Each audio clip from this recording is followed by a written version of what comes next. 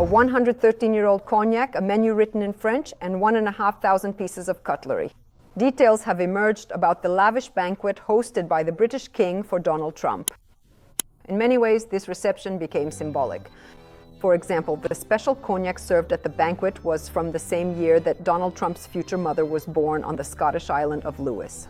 The American guests were also treated to 1945 port wine in honor of the 45th President of the United States, and there was a special cocktail made with American whiskey on the menu, but all these drinks were served after dinner.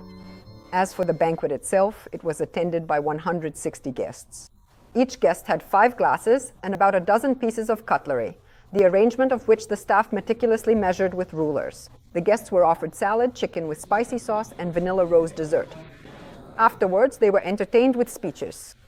In his speech, Donald Trump spoke about cooperation, while the British King openly expressed his support for Ukraine. Charles III stated that the Allies are united in supporting our country in order to deter aggression and ensure peace.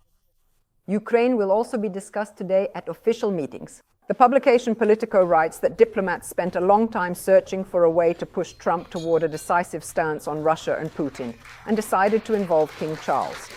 He is well known for his support of Ukraine.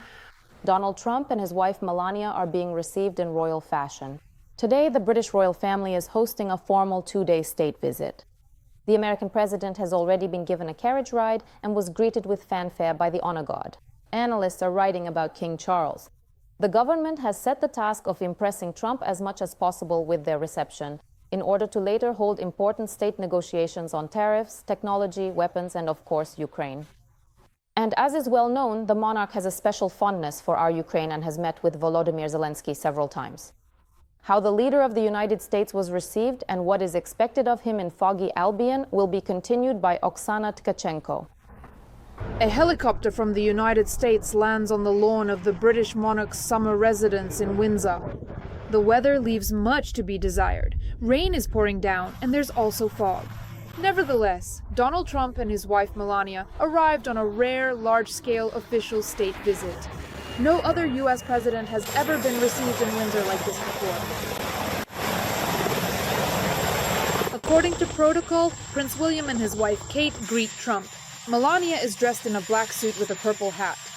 It looks very similar to what she wore at her husband's inauguration. Trump is wearing a tie that matches the color of his wife's hat. King Charles and Camilla also come out together to greet them. After that, the hosts and guests get into carriages and take a short ride to Windsor Castle. Trump and Charles sit separately. The Queen and Melania follow behind them.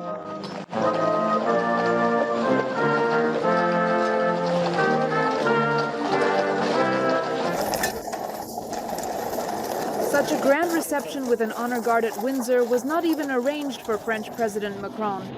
More than 1,000 guardsmen and a cavalry with 100 horses welcomed Trump to the United Kingdom. King Charles and the politician together inspect the guard, chatting and noticeably joking as they do so.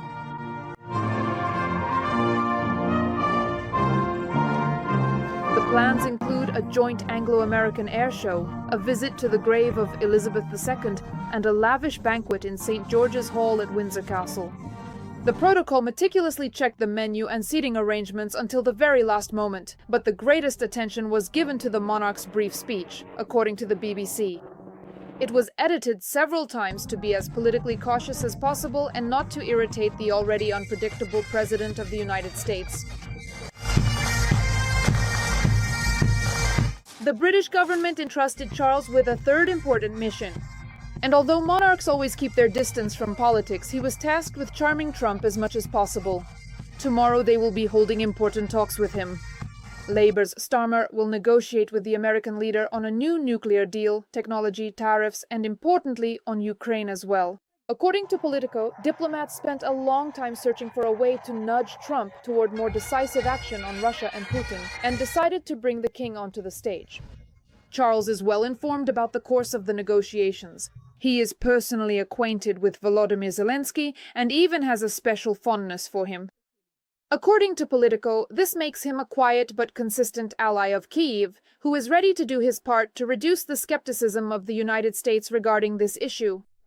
And President Trump is scheduled to meet with the president of Ukraine next week on the sidelines of the UN General Assembly. Zelensky himself, in an interview with the British channel Sky News, shared what expectations he has regarding Trump's visit to Britain. I hope that Prime Minister Starmer will be able to have a separate conversation about security guarantees from the United States for Ukraine. Before we end the war, I would very much like us to finalize all the agreements. I would like to have a document supported by the United States and all our European partners. This is very important. It will really motivate our military. That is, if we end the war, in order for us to be protected, for this to happen, we need a clear position from President Trump. Next, we need the ability to purchase any weapons except nuclear ones from the United States. According to forecasts, and also near London, analysts write that they will be forced to balance between trying to impress the American president and explaining to their citizens why so much state resources are being spent on this. According to the latest polls, Trump is an extremely unpopular politician in the United Kingdom. Only 16% have a positive opinion of him. And on the eve of Trump's visit, his opponents even projected a photo of the American president with convicted sex offender Jeffrey Epstein onto Windsor Castle. Later, 4 people were arrested by the police for this stunt. Oksana Chenko, TSN 1+1 News. I am Valery Klochuk, head of the Center for Public Analytics, Veja. Welcome, Mr. Valery. Greetings, thank you. Glory to Ukraine. Glory, thank you. Good afternoon. So let's start with the announced topic that was covered in the TSN report. U.S. President Donald Trump is arriving in London. A truly luxurious reception has been prepared for him. Therefore, this is a state visit, a special visit at the invitation of the King. a special visit in 2 ways, in that analysts write that the British are still trying to sway Trump towards supporting Ukraine, towards supporting the concept of Europeans understanding this war. And so this visit begins precisely with such ceremonies which are supposed to conclude with negotiations. And Trump really enjoys such receptions, which is exactly why everything is arranged this way. Even on Wednesday, a salute is planned, I read on the BBC, in his honor. And there will also be very ceremonial receptions at the palace. Not a conversation followed by a banquet, but rather a banquet first and then a conversation. How do you personally assess the preparations leading up to this important visit? And looking forward, should we genuinely expect that this experience might actually change something fundamental in Donald Trump's personal understanding or in his broader strategic concepts? Well, yes, I'll just add that it's unpleasant there. But for Trump, as evidenced by the photo with Epstein, there are certain buildings, such a story, an internal American one. Overall, I don't think it's worth expecting any kind of breakthrough for Europe or regarding the Russia-Ukraine war from Trump's visit to the United Kingdom, because this is a story about the relationship between Britain and the US. So that these relations remain strong and stable, so that the Americans don't withdraw their troops from Britain, even though they aren't showing any signs of doing so. All the more so because Britain and the US have always had a special relationship, unlike Europe. I would note that as of today, we don't hear any criticism directed at Keir Starmer, whose approval rating in Britain has dropped quite significantly, and there are more than enough questions for the government to answer. The British really do understand that Trump needs salutes, parades, lavish receptions. These things all help bring the US president closer to them, specifically to Donald Trump, to strengthen ties and so on. Because if we think that after Trump's visit, Britain will change its opinion about the Russian-Ukrainian war, or that Britain will somehow influence Donald Trump, that's not what this is about at all. It's enough, for example, to look at what The Times, the publication by Gerda Hardin, wrote literally today regarding the stories about tariffs against India. The British are not going to impose any tariffs that Donald Trump demands. Why? Because just a few days ago, they literally signed a duty-free trade agreement with India. So what are we even talking about? But the fact that this visit is good, in the sense that it is useful for strengthening the ties, specifically between the British and the US, is truly important. It's important because it also concerns the security of the entire European continent. But this is not about the Russian-Ukrainian war at all. Continuing the topic you've already touched on, the issue of tariffs against India and in general sanctions policy, there was this call from Trump to Ukraine to impose sanctions against Russia and to refuse Russian oil and gas. We see that this idea has not received any support at all. This means that such sanctions will not happen. And in this way, Trump very skillfully stepped out of this situation. Basically, if you're not ready, why should I be the one to implement it? And so the issue of pressure, of increasing pressure on Russia is fading away, considering that, as you said, even Britain has signed a free trade agreement with India and all that. We can temporarily close the issue of sanctions. That's not quite right. Actually, that's not right at all. The thing is, just yesterday there was a phone conversation between Ursula von der Leyen and Donald Trump, and the announcement of the 19th sanctions package by the European Union has been postponed. And yesterday it was even reported that it would be delayed for at least another 2 weeks. Europe is listening to Trump. It can't afford to ignore him. Because, let me remind you, the United States of America is the European Union's largest trading partner. After the US comes China. So in this case, the priorities are clear and hard to separate. This doesn't mean that Europe will abandon China in favor of the US, but it will still listen to Donald Trump. After the phone conversation, Ursula von der Leyen announced that the European Union is considering the possibility of accelerating the phase-out of Russian fossil fuel supplies to Europe. Previously, it was said that this would happen starting January 1st, 2027. Now, as we discussed this with colleagues, there are reports that the issue is being considered even for January 1st, 2026. That is a complete phase-out. Denmark initiated a very interesting document about a week and a half ago, which requires that gas buyers, for example, through the Turkish Southern Stream, must prove in a certain way that this gas is not of Russian origin. For now, this document is still at the discussion stage, but it also shows that Europe is moving in this direction. Of course, what Zelensky is saying, and it's good that he's already speaking out and addressing Russia and Europe. Just yesterday he said from Denmark that it's enough to keep bargaining among yourselves about which sanctions to impose against Russia, because every day this costs Ukraine and Ukrainians a very high price. But we have to understand that Russia's war against Ukraine is not a war of Russia against Europe. Although certain actions by Russia are already absolutely obvious, and the concentration of a 100,000 strong army, as Putin said, in Belarus, 10,000 units of equipment, is not just for show, because that's exactly how many troops and pieces of equipment participated in the Zapad 2025 exercises. As for the sanctions, I have no doubt that Trump's pressure is making itself felt because, I emphasize, the United States of America has plenty of leverage to blackmail the Europeans. It's not just about trade, it's also about troops. Just recently we witnessed an interesting conversation in the Oval Office of Karel Navrotsky in Ukraine, where Russian drones and Donald Trump arrived. At that time they were all talking about security. Trump made it clear and stated that he does not intend to withdraw the 10,000 US troops stationed in Poland. This is currently the largest foreign contingent in Poland, ready to defend the borders of Poland from attack. Even if they don't actually do it, the presence of these troops in Poland says a lot. And also, of course, Trump is showing that he can either withdraw the troops or not withdraw them. Although, well, for now I see this as blackmail. However, certain actions by the United States of America and the White House really do look very strange. For example, the story about lifting visa restrictions for Hungarians. Specifically those Hungarians who are buying Russian goods with laundered money. But there too, the process is moving forward, friends. Croatia has already offered a certain amount of diversification of supply sources for Hungary. And of course, Slovakia is also involved. So the main thing right now is really, to stir up this nest of sleeping Europeans who have gotten used to quietly sitting in their cozy chairs, consuming Russian gas and oil, feeling very comfortable.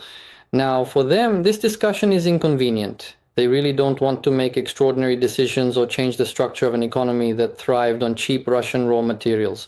But they will have to do it, whether they like it or not, and all because of people like Donald Trump. Even though we rightfully criticize him, and there are good reasons for that, all these crises that the new Trump administration has created in Europe can actually help us in many ways. First of all, Europe is changing its defense system. Notice how many reports are now appearing about NATO troops redeploying their forces to Poland. Yes, maybe only 3 planes flew in from France, but these are planes capable of carrying out nuclear strikes, just for the record. I don't know what kind of missiles they flew to Poland with, but I don't rule out that there could be different options. That's why today they send their aviation. The Netherlands, Britain, Sweden, if I'm not mistaken, and Germany have now redeployed their troops. The Lithuanians have been teaching children in schools how to operate drones since the age of 10. Estonia is actively building a 100-kilometer tank ditch on the border and has already completed 40 kilometers of the defensive line. In other words, they managed to do it. To stir up this hornet's nest, as you said, after all the events that preceded today, and there is fresh analysis from the American Institute for the Study of War, and they drew attention to yesterday's footage that appeared Putin in military uniform for the first time in a long while. The last time he wore it was in 2021, on the eve of the large-scale invasion at the same kind of Zapad exercises. But back then, they were called Zapad 2021 and took place on the territory of Belarus together with Russia. And so, at the Institute for the Study of War, they described his appearance in uniform as a signal to NATO, that he is ready to keep fighting and that he does not intend to back down from his position. Do you share this opinion? Could this really be a signal? And what else is key, which we noticed, is that, as you mentioned, there were about 100,000 soldiers, and there were also representatives from Bangladesh, India, Congo, and Iran at these exercises. And at the end, Putin, with the help of an interpreter, said thank you, and stated that they are ready to share their experience. I do not underestimate any threats. I do not underestimate, the threats coming from Belarus. Of course, to say that Putin is already ready to launch an offensive tomorrow is not something we can claim at this point. For now, intelligence data, including from Lithuania, indicate that we do not see an increased threat to us.